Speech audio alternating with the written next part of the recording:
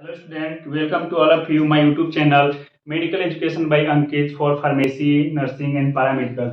आज की वीडियो में देखने वाले हैं difference between antigen and antibody. ठीक है, इसके बीच का डिफरेंस क्या होता है वो चीज को देखते हैं। पहले डिस्कशन करते हैं कि एंटीबॉडी क्या होता है। एंटीबॉडी एक ऐसा चीज होता है कि अपने बॉडी में रहता है, प्रोड्यूस होता है और इन्फेक्शन को और पैथोजेंस के एंगेज में उसको किल्स करता है। मीन्स कि अपने क्या करता है, अपने बॉडी को प्रोटेक्ट करता है किसी भी डिजीज कंडीशन से, इन्फेक्शन से अपने बॉडी को क्या करता है, उसको प्रोटेक्ट करता है। मीन्स कि उसको अपने को बचाता है। ठीक है ना। और एंटीजन एक ऐसा सब्सटेंस होता है जो कि एंटीबॉडी को स्टिमुलेट करता है। ठीक है, ये एंटीजन जो है वो फॉरेन सब्सटेंस भी हो सकता है और कुछ एंटीजन अपने बॉडी के अंदर भी होता है।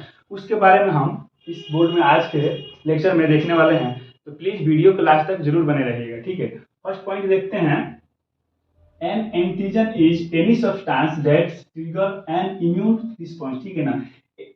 एंटीजन जो है वो कुछ ऐसा सब्सटेंस है, ठीक है, या ये फॉरेन सब्सटेंस हो सकता है और बॉडी के इंटरनल भी कुछ सब्सटेंस ऐसे हो सकते हैं। ठीक है, जो कि एनी सब्सटेंस ट्रिगर, ट्रिगर मतलब क्या हो गया, किसी चीज को ट्रिगर्स एंड इम्यून रिस्पॉन्स। ठीक है, ट्रिगर्स मीन्स क्या है, यहाँ पे हो गया कि स्टिमुलेट करता है। ठीक है, अपने इम्यून रिस्पॉन्स को स्टिमुलेट करता है और स्टिमुलेट करेगा इम्यून रिस्पॉन्स को, तो अपने के जो भी अपना इम्यून सिस्टम में जो सेल्स है वो एक्टिव होगा और उसको इसके एंटीजेंस के अगेंस्ट में काम करेगा और अपने बॉडी को प्रोटेक्ट करेगा। ठीक, उसके साइड में है एंटीबॉडी के साइड में, N antibody is protein that produced against a specific antigen. ठीक है, एंटीबॉडी जो है वो प्रोटीन है, मेनली इसको क्या बोलते हैं, इम्यूनोग्लोबुलिन। ठीक है ना, ग्लोबुलिन क्या क्या है, एक प्रोटीन है और इम्यूनो मीन्स क्या है कि इम्यूनिटी से रिलेटेड हम बात कर रहे हैं। ठीक है, यहाँ पे क्या है, produce against a specific antigen. ठीक है ना, हर डिजीज के अकॉर्डिंग, जैसे कि मान लीजिए कि अगर हमारे बॉडी में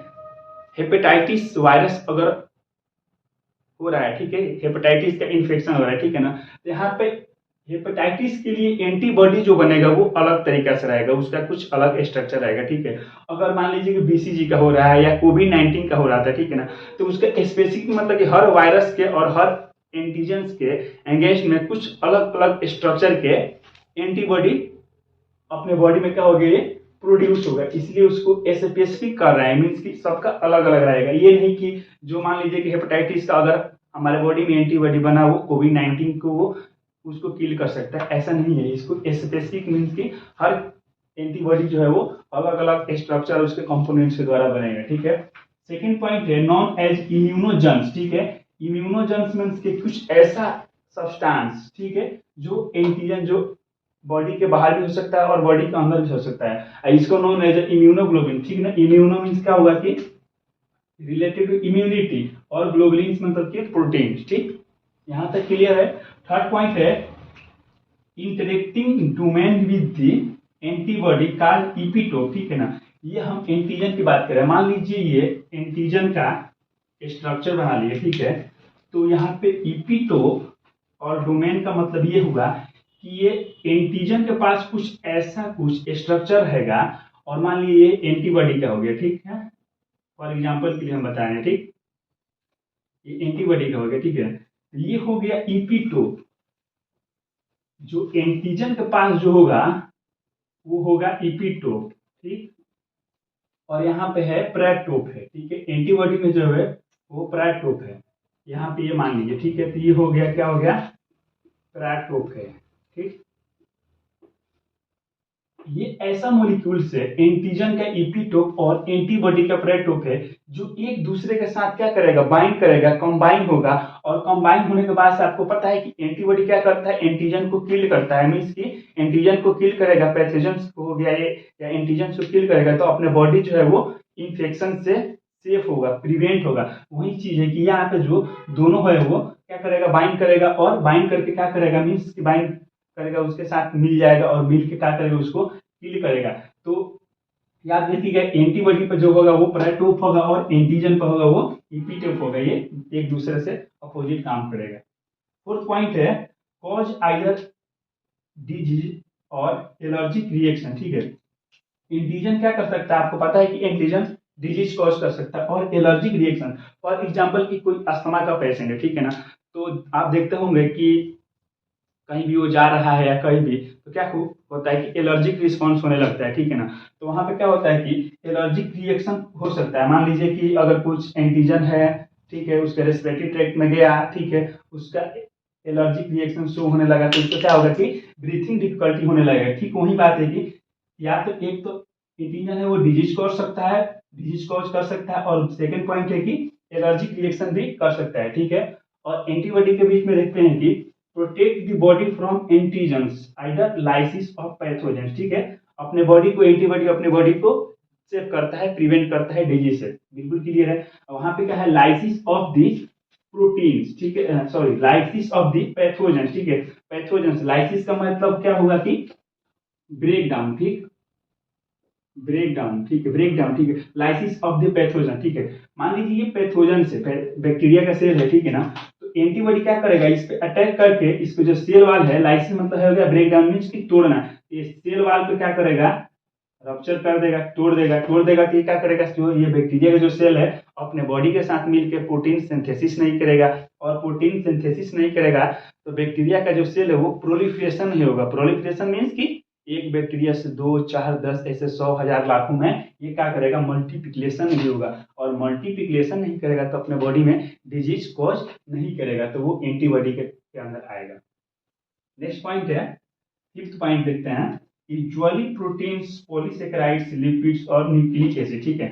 जो एंटीजन का जो सरफेस एरिया है, अभी आपको हम बताया कि ये क्या है, ये सेल, इसका सेल का मेम्ब्रेन हो गया, ठीक है। तो उस पर क्या हो सकता है, पॉलीसेकेराइड भी हो सकता है। इसके प्रीवियस वीडियो में भी इंडोटॉक्सिन और एक्सोटॉक्सिन में उसका सेल मेम्ब्रेन पे हम लोगों ने देख लिया है। आप एक बार वो भी वीडियो आप प्लीज देख लेना, फिर आपका पूरा डाउट क्लियर हो जाएगा, ठीक है। तो उसमें क्या हो सकता है, लिपिड हो सकता है और न्यूक्लिक एसिड हो सकता है। लेकिन एंटीबॉडी जो होता है, इम्यूनोग्लोबिन, आपको अभी बताया, इम्यूनोमेंस की रिलेटेड टू इम्यून सिस्टम, और ग्लोबिन की अपना बॉडी का प्रोटीन।